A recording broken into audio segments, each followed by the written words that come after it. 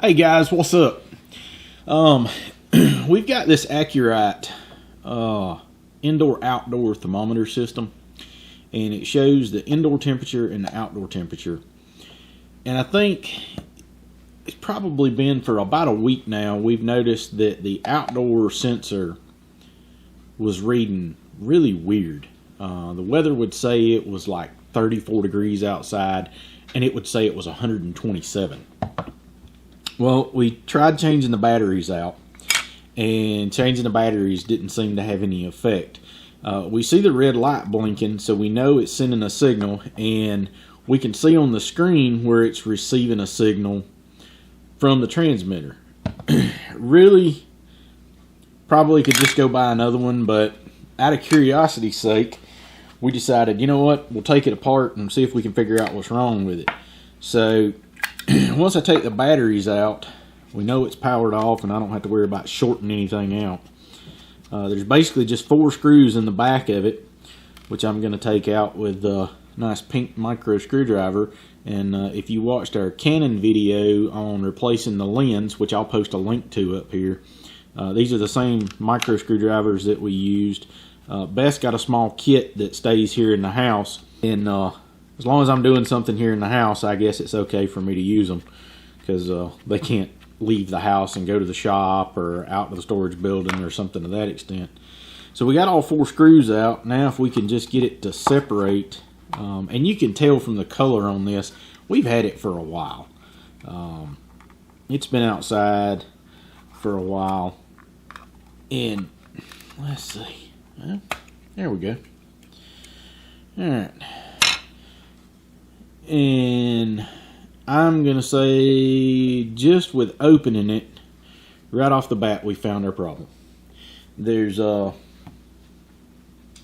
basically that's going to be, I think, like a temperature rheostat that's come loose. Should be able to solder that back, and hopefully everything will start working again. Looks like we could probably solder it with it inside the compartment without taking it out, because we'd have to actually unsolder the battery clips, and there's 3 screws that hold the circuit board in, so we can probably get by with just putting it back on like it is. I've already got a soldering iron out and letting it heat up in case we needed it, because I kind of had a feeling we were going to have to take a capacitor loose or something to that extent. So we've got our soldering iron already heated up and ready to go. The tip nice and clean. And what I'm going to do is basically come in and tin the tip of this with a little bit of solder. There we go. Allow a little bit of flux to flow onto it from the solder, and then we'll touch this down to the circuit board, which that's getting really hot on my finger really quick.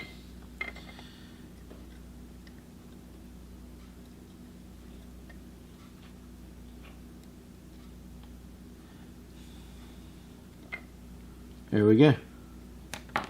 We got it soldered back on. So now, right now the unit's showing 52 degrees inside and 71 outside. I don't know how quick it'll start reading, but we're going to put the batteries back in it. Red light blinked, so it came back on. And I assume since we disconnected it, it'll have to reconnect to the receiver. And what we'll do is we'll let it sit here for a few minutes and see what we end up with, and see if the temperature actually comes close to being what it is here in the house, which we know right now is 71 degrees.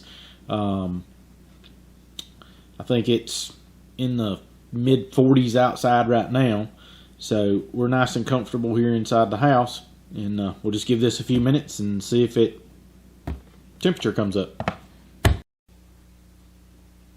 Okay guys, so it's been a few minutes now, and magically we've started reading. We're showing 71 degrees indoors through the actual receiver unit, and the transmitter is showing 76 degrees. I don't know how quick this thing responds as far as temperature goes, and I guess probably should have let it set with the batteries out of it and acclimate to room temperature, because I know that got heated up when we soldered it. Initially it was showing 77, it dropped to 76, now it's dropped to 75. So I think as that cools down from being soldered, what we're going to end up with is we've got it fixed. I don't expect it to be dead on within the exact same degrees, which our indoor temperatures climbed to 73, and we just turned the heat off. We actually had the pellet stove going, just warming the house up. So we're at 73 indoors and 75 on the transmitter. So we're within 2 degrees of each other. And no, it hadn't come down again. So I get the screws put back in it, and then basically we can take it outside and see if it'll read outdoor temperature and see how it compares with the Weather Channel and what they say. And hey, you know, if we fixed it, great. That saved us, you know, I don't know, I think these things are like 20 bucks or something. I think $29.99 or something to that extent. So, you know, either way, we saved ourselves $20 or so if it's fixed, and we don't have to make a trip to the store, and we don't have to throw this one in the garbage and let it fill up the landfill. So we took the transmitter that we fixed and put it outside, and the temperature started dropping on it, getting closer and closer to the outdoor temperature. Actually, while we were doing that, we talked with Dad on the phone, and he's got the same unit and having the same problem. So we got his transmitter, and sure enough, it was the exact same thing. So apparently that's going to be a common problem with Acu Rite. I don't know. But we soldered his back in place, and his is doing the same thing. It's starting to drop down and show the outside temperature. Ours has been outside for about a half an hour now, and you can see from the app on our smartphone with Greenville, South Carolina, it's showing 52 degrees here right now. And on our unit, our outdoor transmitter is showing 53 degrees outside. So we're within 1 degree of what the Weather Channel says, and granted, we're a little bit out in the country, so I'm sure there's a temperature variation, but to be 1 degree off from what the Weather Channel says, I'm going to pretty much say the unit's fixed. So if you have an Acu Rite unit like this and the transmitter quits sending signal, it probably wouldn't hurt to take the 4 screws out of the back of it and look and see if that little temperature coil at the top is loose. If it is, possibly easy fix, save you some money. Appreciate you guys tuning in. Definitely stay tuned with us. We're going to have more videos. Give us a thumbs up. Drop comments down below. And definitely hit that subscribe button, because we're going to have more stuff coming to you.